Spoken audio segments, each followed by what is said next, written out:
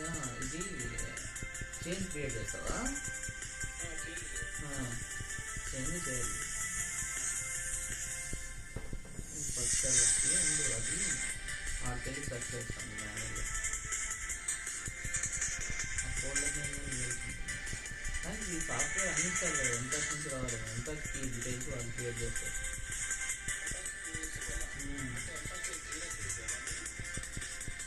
వాళ్ళకి జీరా కాదు మన ఫస్ట్ టాస్క్ అది ఉంటుంది కదా నేను తీసేస్తాను చూస్తున్నది ఇది ఇన్స్టాల్ కలిసి రోడ్డు కలిసి ఇప్పుడు ఏవో ఇది జిప్ ఫోల్డర్ రెండులో ఇది